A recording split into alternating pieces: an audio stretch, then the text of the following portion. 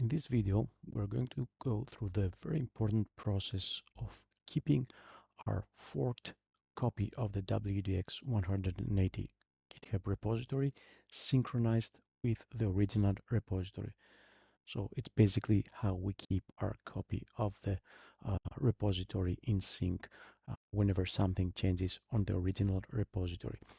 First, let's go through a high-level overview of what we're going to cover. So at this point, I have two screens, one on my right, one browser open on my right, and one browser open on my left. And as you can see, they are both pointing to the integration WDX-180 repository. The difference is that on the left-hand side, I'm using one account, whereas on the other, I use a different GitHub account. So let me go through the process of what we're going to cover. So the first step is to understand that at this point on the GitHub platform, we have the integration WDX repository, the WDX-180. So this is kind of like a high-level overview. We have the GitHub servers, and then we have this repository, the original repository, and it is found under the integration organization account. So as you can see here, the account is integration and the repository that is owned by this organization. And inside this repository, of course, we can see some files and folders that live under this repository. For simplicity, I have omitted, of course, most of the folders that the repository contains, and I just have like two very important folders that are found on the repository: the user repository and the curriculum repository, and the curriculum folder under the repository. So this is the original repository.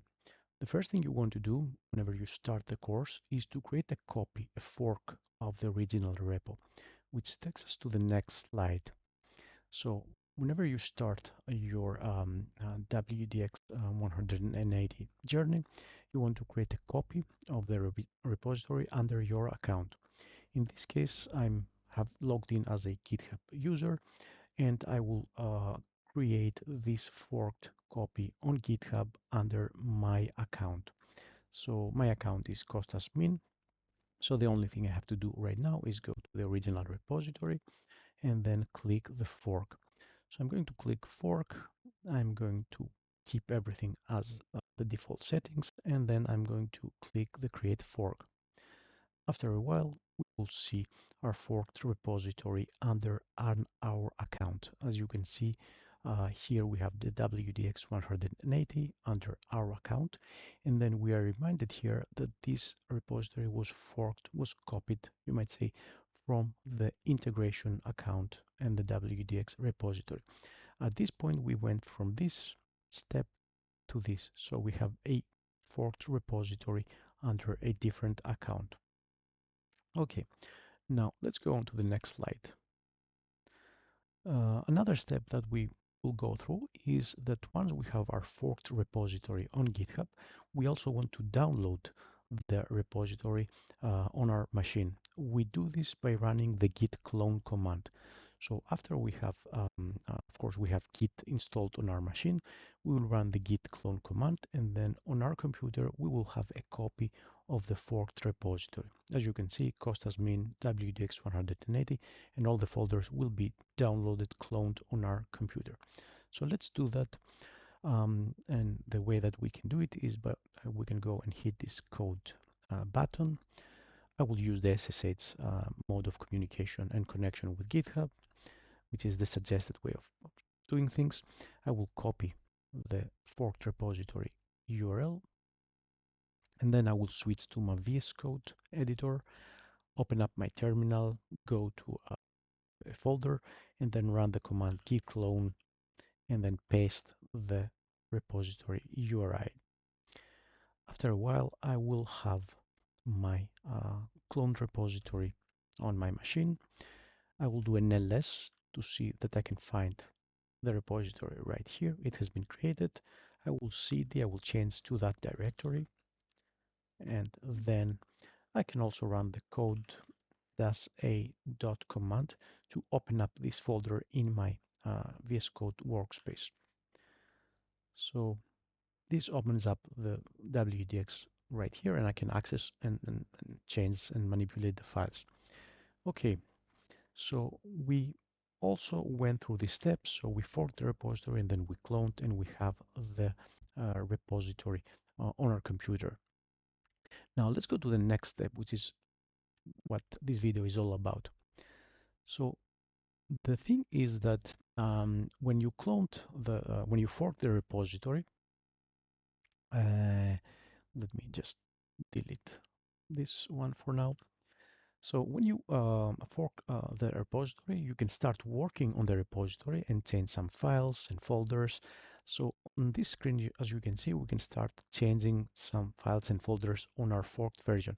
So for example, let's say that we decide to add a Python file on the user folder. By the way, the only folder that you are allowed to change in your forked repository is the user folder, which is this one. So let's say do I do some changes and I add a file or change some file under my user folder. At this point, you will have some changes, some differences between your forked repository and the original repository. For example, as you can see here, if we create a file on our forked repository under our user folder, we'll have a file found here, but the file will not be found on the original repo because we're right now working on our forked copy. In the same manner, whenever something changes on the original repository, for example, whenever the curriculum gets updated, there will also be a difference between the original repository and the forked repository. So for example, if we decide to create a new XML file on the curriculum folder on the original repository, there will be the two repositories would be out of sync. One file, the XML file, will be missing from the curriculum. The thing that we need to do occasionally is to synchronize the original repository with our copy. So if after we have forked the repository, we know that there are some changes on the curriculum, we want to grab this copy, these changes, and synchronize our own forked repository. So the curriculum that lives on our forked repository, on our copy, is also in sync with the original repo. And that's the thing that you need to learn through this video, to synchronize your forked repository from the original repository. The important thing to understand here is this synchronization happens also only from one direction to the other. We only update our forked repository, we sync our forked repository from the original repository, and we don't go the other way around. So we will never copy changes from our forked repository back to the original repo. This will never happen. So the synchronization happens only from this direction, from the right to the left. So let's go and change some things, both the right side on the forked repo and the original repo, and see how we can sync these two repositories. So the first thing I want to do, I will be keeping the original repo on the left side and the forked repo on the right side. So let me change some things on the forked repo. So I will go on my user, and let's say I don't know, I will add a file. So I will create a new file here to be deleted. That will be like a text file, just testing, syncing, let's say. So I will create a file on my forked repository. I will commit, and then I will go back to the first screen, the original screen. Now, when I made some changes on my forked repository, you will see something different here. It says that this branch, the main branch, under my repository, is one commit ahead of the integration main branch, the original repository, and the same branch. That's because I just added a file, I committed, and now I have some changes that live only on my forked repository but do not live on my original repository. So right now I'm at this place. There's some change, there's a new file on my forked repository, but this is not found on the original repository. And also, just to double check, I will go here and then I will go to the user, and you will see that this file is not to be found. I can see it on my fork repository. It's somewhere at the end, but is not found on the original repository. And that's totally fine because the changes from the forked repository to the original will never happen, will never be synced, will never be moved from the forked repository to the original. But let's change something on the original repository. So let's say that with this, at some point, we update the curriculum. So I'm going to go to the curriculum. I'm going to go to week 1, and I'm going to just update this FAQ file. Let me edit the file and some let's say FAQ content here. So let's say we update this file. I will commit the changes, update FAQ, just testing, and then I will just go here. As you can see, this is my latest commit. Now, if I go on my right hand side and I refresh my forked repository, you will see that once again I have some changes here. So now I have a message that says that this branch is one commit ahead, but it's also one commit behind the original integration main. That's because our forked repository is one step ahead of the original repository. We have one file on the forked repository that isn't found on the original repository. That's the one commit ahead message. This is the file that is not found on the original repository. And we are one commit behind, one change behind the integration main. That's about this file. Of course, I changed the FAQ. So there's some changes that were made on the original repo that are not found on the forked repo. Now, at this point, once again, it's important to note that what we need to do is we want to sync the original repo with the forked repo and not the other way around. So I need to grab this file and then copy it here so that my forked repo has all the changes that were made to the original repo. Now, of course, the files that I changed are different. They are not Python or XML files, but you get the point. So the way that we can do this is whenever we see this kind of message that our branch is one commit behind, this is the important thing. This is what we have to look for on almost a daily basis.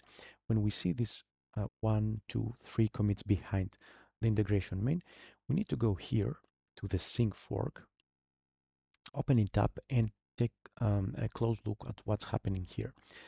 So the first thing we see is that this branch is out of date. That's because there are some changes here, and there are some changes on the original repo, and these changes are not found on the forked repo. So it says update branch to merge the latest changes from the upstream repository into this branch. By the way, the upstream repository is another way to talk about the original repository, about the repository from which we forked. So this is like the upstream branch. That's another term that is used for the original repo through which we forked our own copy. So we can click the update branch to pull all the information from the upstream, from the original repo into our forked repo. And there's also another button here, discard one commit. And it says here that you can discard the one commit by pressing this button to make this branch match the upstream repository. So basically this says that you have some changes here that are not found on the original repository. So if you want to have a complete identical copy of the original repo so that they look like this, you have to delete this file. So if you want these two repositories to look identical, you have to remove the extra file on your forked repo so that they have exactly the same structure. But we don't want to do this because this file is something that we need to keep in our own forked repo. So the important thing at this point is to click this button to get all the changes from the original repo to our forked repo. So this is exactly what I'm going to do. So sync and update branch. And after a while, you will see that the message changes. Right now, I do not see a message that says we are 1, 2, 3 commits behind. So this means that the changes have been synced from the original repo, but we are 2 commits ahead. That's totally normal because every change we made in the forked repo, there's an additional commit. So if I click here, we will see our commits, which are the file that we created. So 1 commit, and we want to keep that. This is the local forked repo change. And there's another commit because we pulled some information and we merged them from the original repo. So this is also totally fine. So at this point, this is okay, and we can continue working in our repository. So this is what you have to do from time to time. Your instructors will also send you a message whenever there's some change on the original repo, and they will remind you to do a sync so your forked repo is totally in sync with the original repo. Now, there's one last step that we need to do here is after we have cloned the repository uh, locally on our computer, whenever there's some changes on the repository on GitHub, we also need these changes to be downloaded on our local computer. So in order to have these changes from our let me from our remote forked repository locally, so both our remote forked repo and our local copy are in sync. There's also another synchronization. We need to run the git pull command. So let me just say git pull. So these are also in sync. So I will go here and I will check the curriculum, and I will go on the week 1 FAQ. I will see the changes. These are the changes that are reflected from the original repo. So everything looks okay. The original repo, the forked repo is in sync.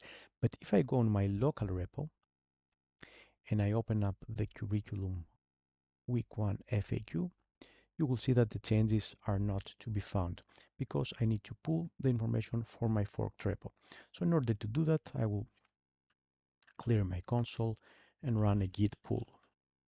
So let me do a git pull. And after a few seconds, you will see that I have these changes downloaded from my forked repo. So the FAQ now also has the changes from the remote forked repo. So at this point, we are right here. So we synced everything from the original repo to the forked repo, and then we also did a git pull so our local repository has these changes. So this is what you need to do from time to time to keep your forked version of the WDX-180 repository in sync with the original repository. I hope this was useful. See you in the next video. Thank you for watching.